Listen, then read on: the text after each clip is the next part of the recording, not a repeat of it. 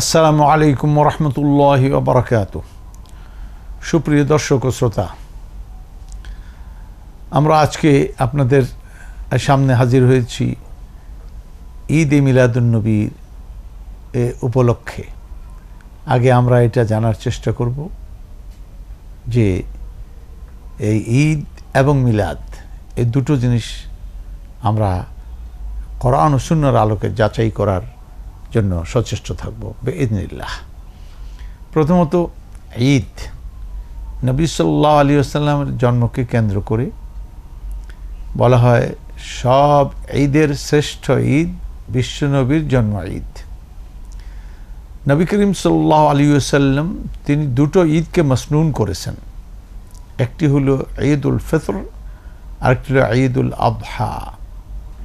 একটা রমজান পড়ে যে ঈদুল ফিতর আর একটি হলো কোরবানির ঈদ, দুটো ঈদকে তিনি মসনুন করেছেন। কিন্তু আফসোসের বিষয়, এখন ঈদ আরেকটি বানানো হয়েছে আর এটি নকল ঈদ, আর এটাকে বলা হচ্ছে শ্রেষ্ঠ ঈদ। সব ঈদের শ্রেষ্ঠ ঈদ। আচ্ছা ঠিক আছে, আমরা যে ঈদের নামাজ দুইটা ঈদ করি, দুই ঈদের নামাজের জন্য 2 রাকাত করে নামাজ মসনুন আছে অথবা ওয়াজিব, ইখতিলাফুল মাযাহিব। সেখানে খুতবা আছে, লোকেরা একত্রিত হয়, তাকবীর আছে, দোয়া করে বিভিন্ন, এরপরে লোকেরা এক ঈদে ফিতরা দেয়, আরেক ঈদে কোরবানি করে। কিন্তু নবী সাল্লাল্লাহু আলাইহি ওয়াসাল্লামের জন্মকে কেন্দ্র করে যদি ঈদ হয়ে থাকে, তাই ঈদের জন্য নামাজ কয় রাকাত ঠিক করা হয়েছে এবং কোথায় পড়তে হবে, কোন ঈদগাতে, তাকবীর কয়টা দিতে হবে, এরা ফিতরা দিতে হবে না কোরবানি কি দিতে হবে, এগুলো তো কিছুই নেই। অতএব এর হাত পা কিছু নেই। এগুলি হলো ওই হাদিসের আলোকে আমরা বুঝতে চেষ্টা করি। ইহদাস ফিদ্দিন, হুজুর বলছেন মান আহদাসা ফি আমরিনা হাদা মা লাইসা মিনহু ফাহুয়া রাদ। যারা আমাদের দিনের মধ্যে নতুন কিছু আবিষ্কার, নতুন কিছু আমল করতে চায় যেটা আমাদের পক্ষ থেকে কোনো দলিল এর পিছনে নেই, ফাহুয়া রাদ, এটা প্রত্যাখ্যাত হবে। যা অন্য হাদিসে এইভাবে বলছেন মান আমিলা আমালান লাইসা আলাইহি আমরুনা ফাহুয়া রাদ। যে এমন একটা আমল করলো যে আমলটা আমার আমলের দ্বারা অথেন্টিকেট করা হয়নি, সমর্থন করা হয়নি, ফাহুয়া রাদ, এটা প্রত্যাখ্যাত হবে। অতএব এটা ঈদ হতে পারে না, বরং এটা বেদাত।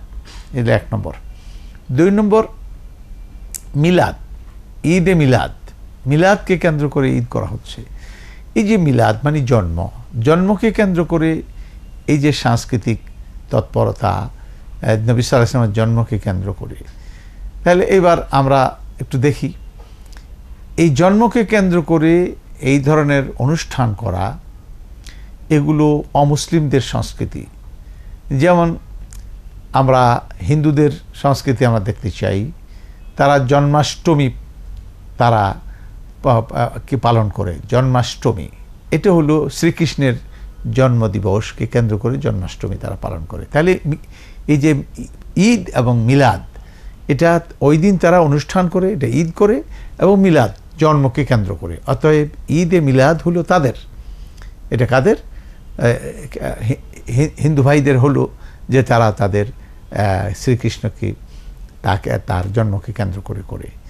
ঠিক এরপরে আসেন মানে আমাদের বৌদ্ধ সমাজের, তারা কি করে, বুদ্ধিস্টরা কি করেন, তারা বৌদ্ধ পূর্ণিমা তারা পালন করেন। বৌদ্ধ পূর্ণিমা পালন করেন কি জিনিস, হাকিকত কি, এটা হলো মহামতি বুদ্ধদেবের জন্ম।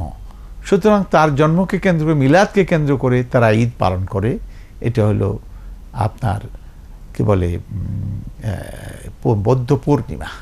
তাহলে এটা বুদ্ধিস্টদের হলো।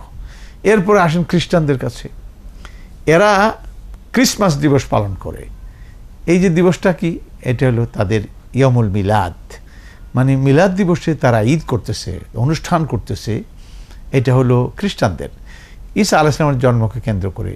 কিন্তু মুহাম্মদ রাসূলুল্লাহ সাল্লাল্লাহু আলাইহি ওয়াসাল্লাম এরকম কোনো সুন্নত তিনি চালু করেননি যে তার জন্মকে কেন্দ্র করে কিছু করা, না নিজে পালন করেছেন, না সাহাবায়ে কেরামকে আদেশ করেছেন, না তারা করেছেন, না খোলাফা রাশিদুন করেছেন, না তাবেঈন করেছেন, না তাবেঈন করেছেন।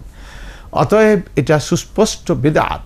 নবী সাল্লাল্লাহু আলাইহি ওয়াসাল্লামের ভাষা কুল্লু বিদআতিন দালালা ও কুল্লু দালালাতিন ফিন্নার, প্রতিটি বেদাত হলো গোমরাহি, আর প্রত্যেকটা গোমরাহির চূড়ান্ত ডেস্টিনেশন, পরিণতি হচ্ছে কি জাহান্নাম।